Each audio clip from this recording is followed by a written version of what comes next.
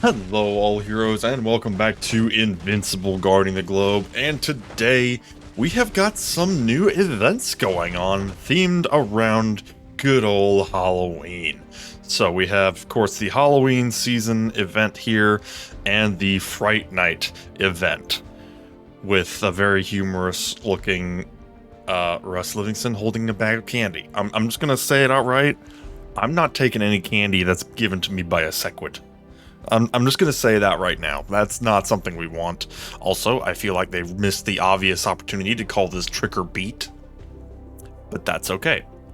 So, first things first. We basically have two events going on. Well, one event with two parts. First part here is we actually have a Halloween-themed Cecil's Nightmare event. Apparently Cecil just doesn't like Halloween, and I mean, to be fair though, he says, I want candy, I can get it myself, which is very base. November 1st is the best time to get candy. We all know this to be true. But we have an event here with some unique rewards. You'll notice here we have some red and green chips here, as well as if we go up a little bit, we get some pink access cards. Now, what could those be for? Well, those are for a special summon event that we have going on right now, themed around spooky characters. So if we take a look here, there's a new GDA op available to ensure that the only problems tonight are how much candy you can get. Make sure you fulfill your assigned missions to increase your rewards, and you can purchase a special selection of heroes in the new event shop. So, first of all, we have a GDA op here for Angstrom's lab, and it gives event currency. Always a good sign when we have something giving us event currency. You'll notice here that for the sake of having some good muscle, I have Invincible and Omni-Man in there. I have Flax and Leader for extra rewards, and then I've got Doc Seismic and Universa in there for ranged damage. This is a 15-minute event that does require the access cards to get into. Thankfully, we do have some free-to-play access cards we can get if we take a look at the missions. We can get several access cards and the refresh chips, which are the green ones, just by logging in. We can also get some by completing the Angstrom's Lab event. So a nice healthy pile of freebies right there. If we look just under that here, for recruiting heroes, it says buy 5 times from special recruitment, but that is just effectively recruiting heroes. Purchasing all items, and then refreshing the special recruitment page, we can get these red currency chips. Now, where are you actually going to use them?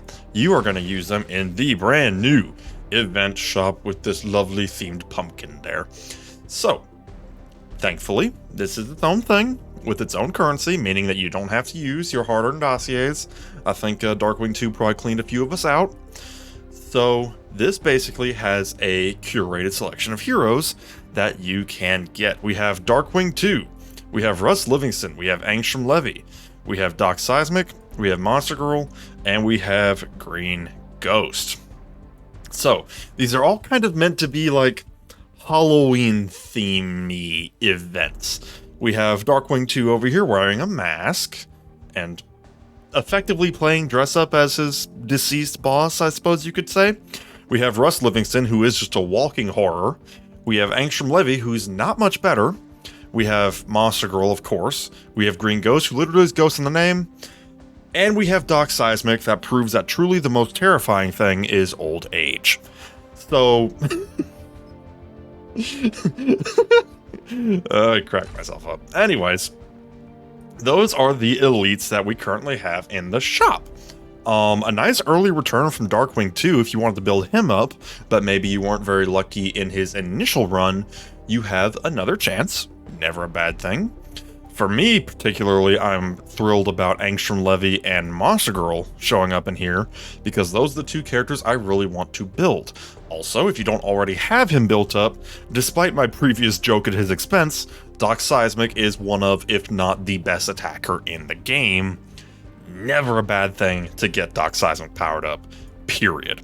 Russ Livingston's not exactly a slacker either, and Green Ghost is a very good offensive support.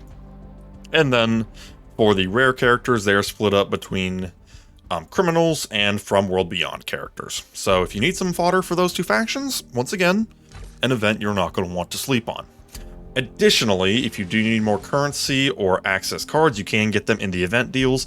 In addition to the usual paid stuff, all those trappings, we do also have some gem bundles. Now, I recently got pretty cleaned out by the Think and Act event. Not completely, but I think I'm going to probably play this one pretty slim, honestly, because my gems took a bit of a hit.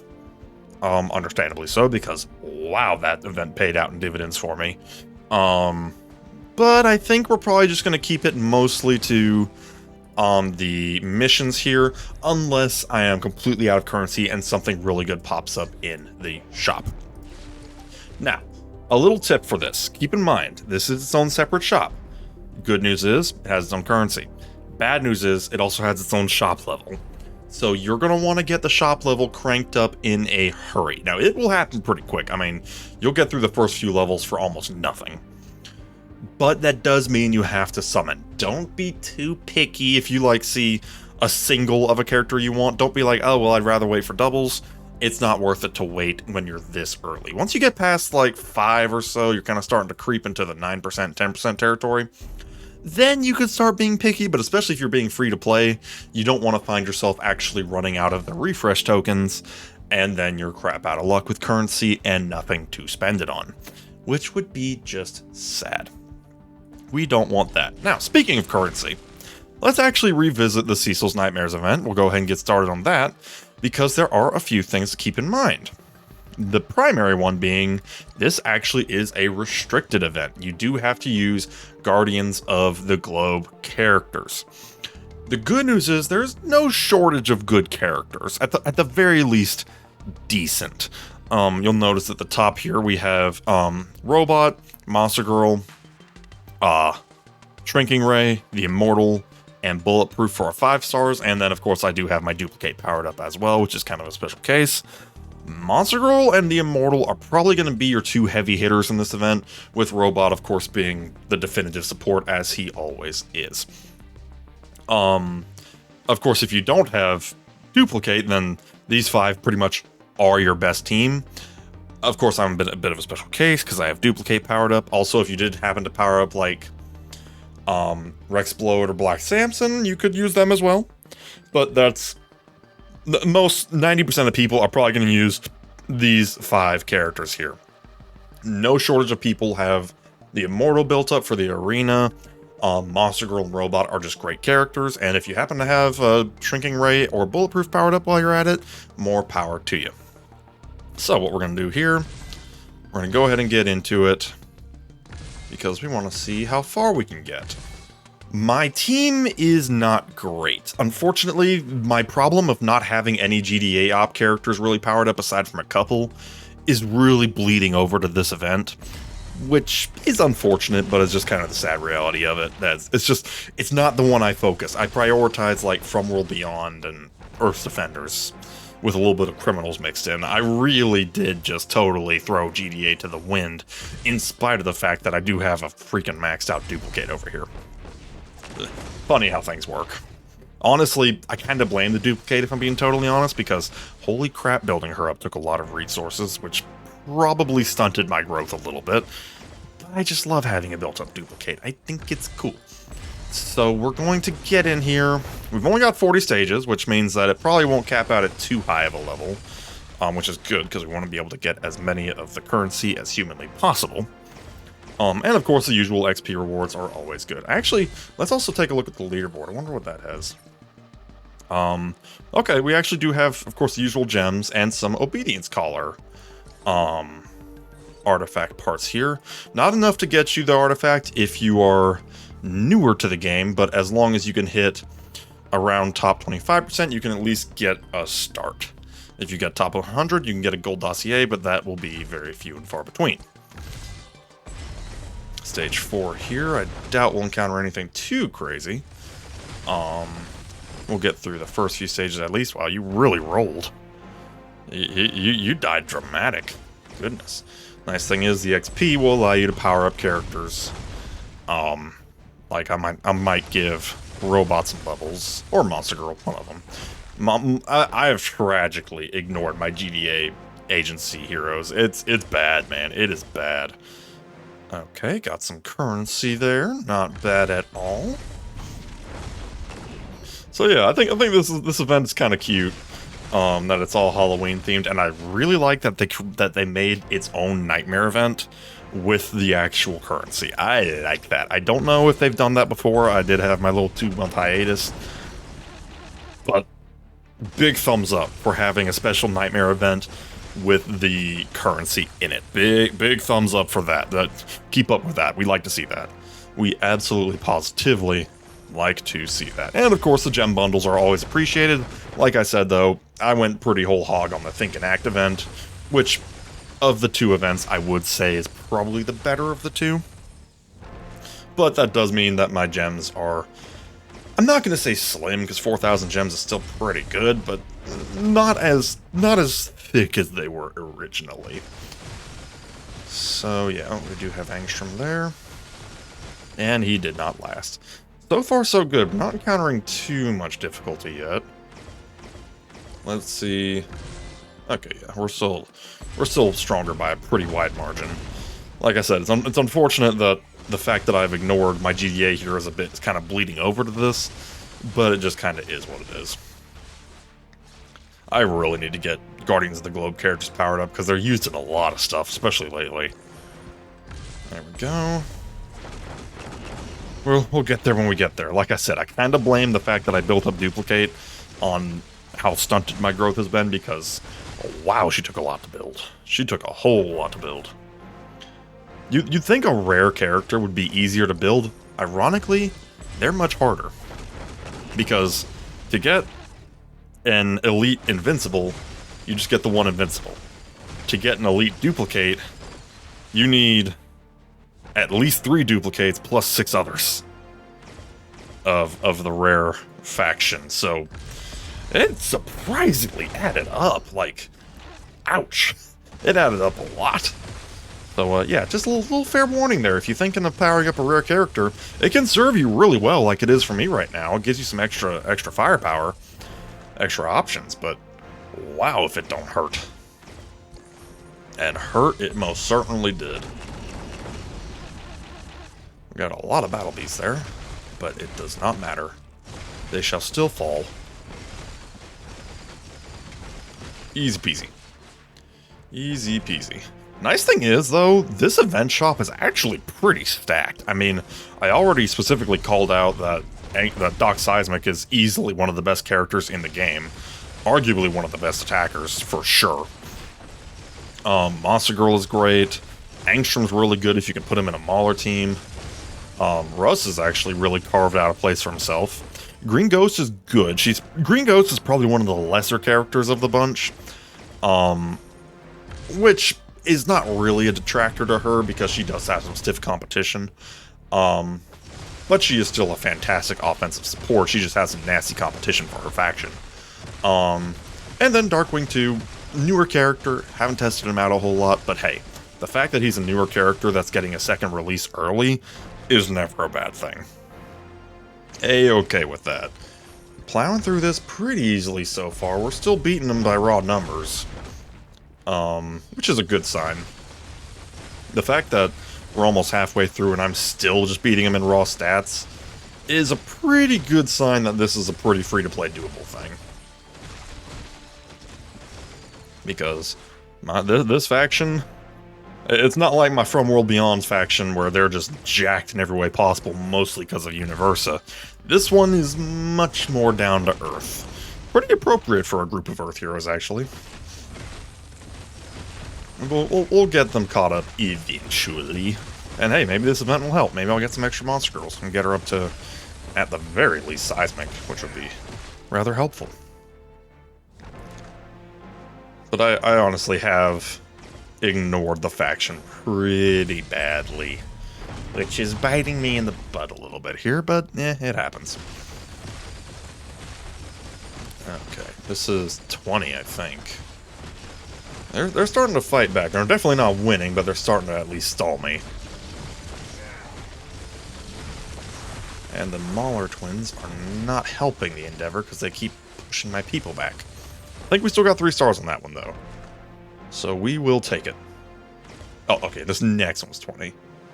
Oh, we didn't get 3 stars. What? I thought we had it. That's a little surprising. Oh well. Okay, this is 20, so we're about halfway through. We'll go ahead and turn back on auto in case we need the extra firepower. Punch, punch, punch. Okay, we don't have any machine gun maulers in this one, which is honestly the biggest time waster. Just because he can literally push your fools away with his gun. Okay, looks like we're not going to get away with 3 stars from this point on, but that's okay. That is okay. Oh, come on. Now you're just wasting time. There we go. That got her. Okay, we only missed out on 2 refresh cards. That's not too bad, actually. That is not too bad. Also, a hot tip, for those of you who don't already know, one of the quests is just straight up recruiting heroes. That does count for GDA ops. If you do have some saved up schools out cards like I do, now might not be a bad time to pop those if you want to freely boost up your numbers in that particular quest, because that would be at least a few heroes every time around, so, you know, it's just something to kind of keep in mind. Also, the current GDA op that gives criminal heroes, I believe, not bad to keep up with at all. So just tip there to make sure you're maximizing your free currency. Okay, still getting 2 stars, which is pretty good. Pretty good, pretty good. Lots of criminals and villains in this one, which makes sense for Halloween. Gotta imagine that somebody here is just actually just trick-or-treaters. Like, the Battle Beast just wanted candy. He wants catnip. Which would be really funny, actually. Okay. We'll see if I make a video actually doing any summons. It'll depend on how much currency I can get. I don't want it to be just a little 5-minute video where I just summon like a small handful of characters. I want it to actually be substantial. But like I said, we're going to keep this one pretty light because I do need to rebuild my stash. Took a hit. A very profitable hit, but a hit nonetheless. There we go.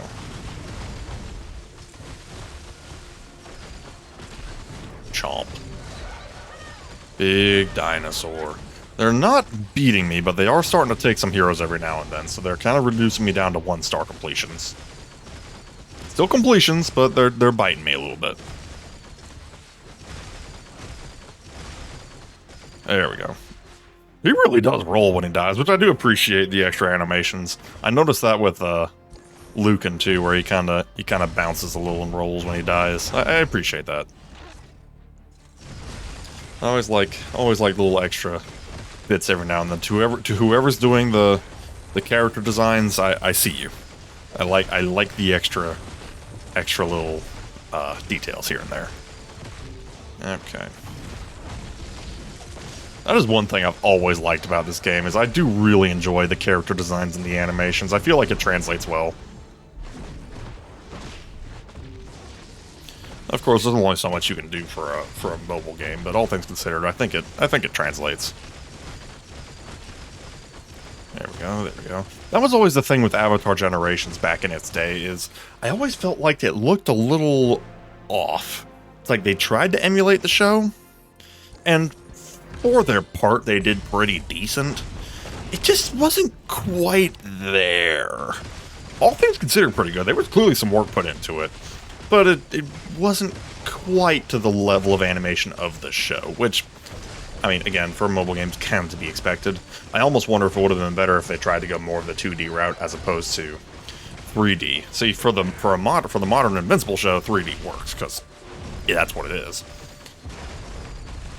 But for the most part, Avatar: The Last Airbender is more of the golden age of 2D animation, so that game didn't translate perfectly. It translated as good as they possibly could.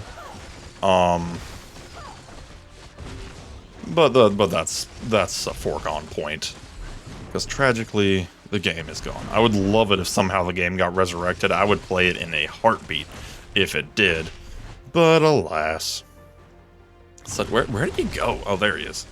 Okay, so, okay, that's actually an interesting point there. I wasn't paying attention, but he actually does just straight up disappear with the character for a while, which is interesting. Also is really stalling me out.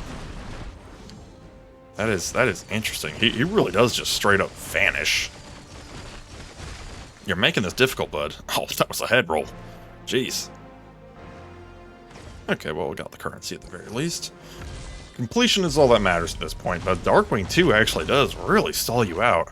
I still question the viability of it, though. I mean, on a defensive team, sure, that's a pain in the hole, but offensively, though, I kind of debate the concept of literally taking your own character off the field. Especially with time limits being a thing, I question it a little bit, but hey, not every character can be a winner, because if every character was a winner, then none of them would feel special. So, you know, that's just healthy game design.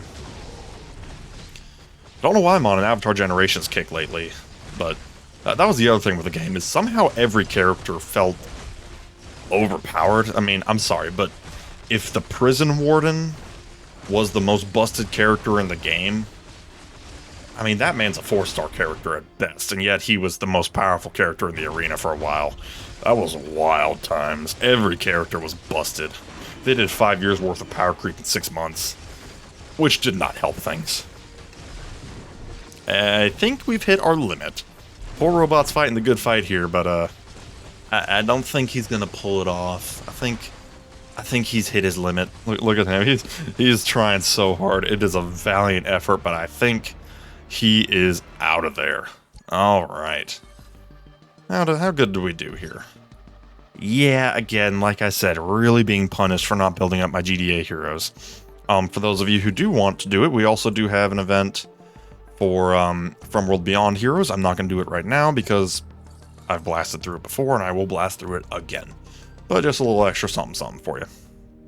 So yeah, that is pretty much where we're at. We actually did get a little bit of currency there, not bad at all. We'll do our free refreshes just because we don't want to waste those. Nothing. Not a dang thing. Anything crazy there? Nothing. Oh, we do. Hold on. Do I need a Universa? Do I? Because I'm trying. Oh, wait, hold on. I have filters. Because I've been building up Battlebeast finally. Nah, we're not going to waste the dossiers. If I had one already and I could get her up to Elite Plus, sure. But we do actually have Fluffy up to Legendary finally. We actually gave him an upgrade. And if I can just get another Exceptional Fluffy to get him up to Exceptional Plus, we can start starring him up again. So finally giving poor Battlebeast some love. And get some XP. Do the cheapy cheap. I've actually gotten several omnipotent parts from this shop. I've actually powered up a decent little bit as a result. And nothing crazy there. Lab store, still have some leftover currency. Oh, there's a battle beast. Now that we can use.